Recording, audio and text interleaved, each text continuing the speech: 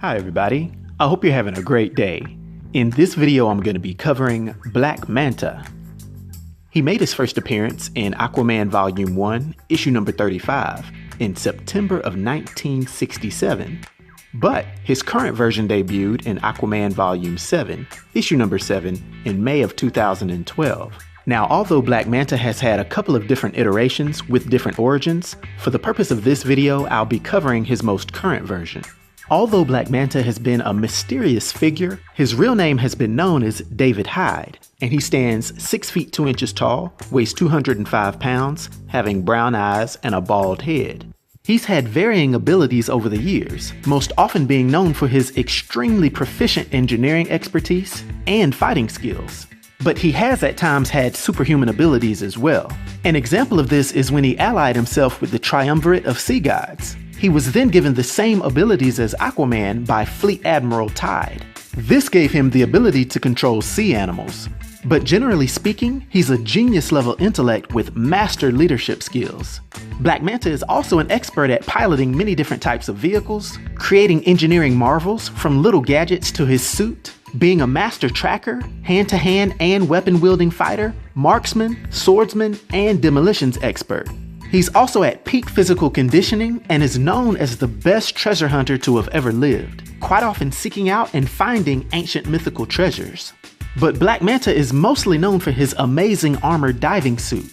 This allows him to go to what seems to be an unlimited depth, protecting him from all manner of cold and pressure changes. This amazing suit is also completely sealed at the atomic level, making it so absolutely no liquid or gas can permeate it. It greatly boosts his strength so that he can be somewhat of a match for Aquaman, as well as making him extremely fast underwater. The suit is extremely durable and perfectly fitted for camouflaging him in dark water. It also features artificial gills that allow him to stay underwater for an unlimited amount of time. The helmet of his suit is quite distinctive, being somewhat shaped like a manta and having 2 large eyes that allow him to see in infrared as well as having telescopic vision. These eyes can also project powerful blasts that are capable of killing some metahumans. And when it comes to physical fighting, he uses electrical shock gauntlets, as well as liking to use 2 short swords, as well as any other weapon that he can get his hands on.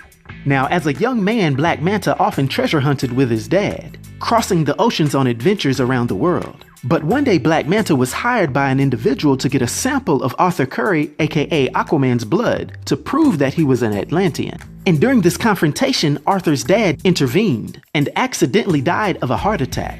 This caused Aquaman to swear revenge, and eventually he attacked the boat that belonged to the man that he thought was responsible for his father's death. He took out David's father, thinking that he was responsible for his father's heart attack. Both events were unfortunate accidents, but this is truly what triggered David to become Black Manta and devote the rest of his life to destroying Aquaman as well as everything he cared about, whether it be his family or Atlantis itself. He would come into conflict with Aquaman and his team named the Others many times. And one day after he successfully killed 2 of Aquaman's teammates named Kahina and Vostok X, Manta took some Atlantean artifacts, including an enchanted scepter, which the treacherous Atlantean Volko used to resurrect the dead king. But Manta was first defeated by Aquaman and the Others after he delivered the scepter, Manta actually daring Aquaman to kill him.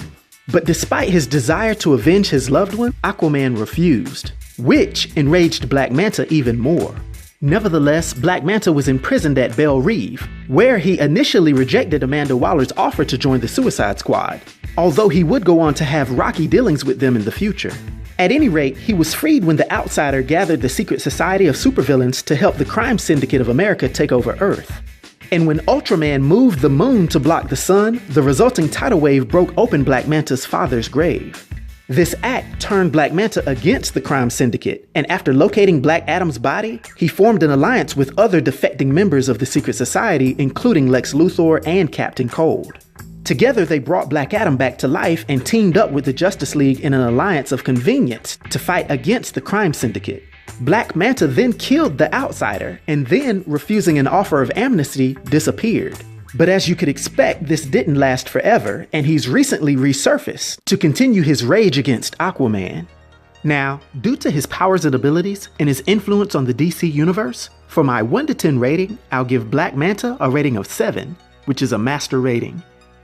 I hope everyone enjoyed this video. I'll talk to you next time. Be sure to like and subscribe to The New Sage.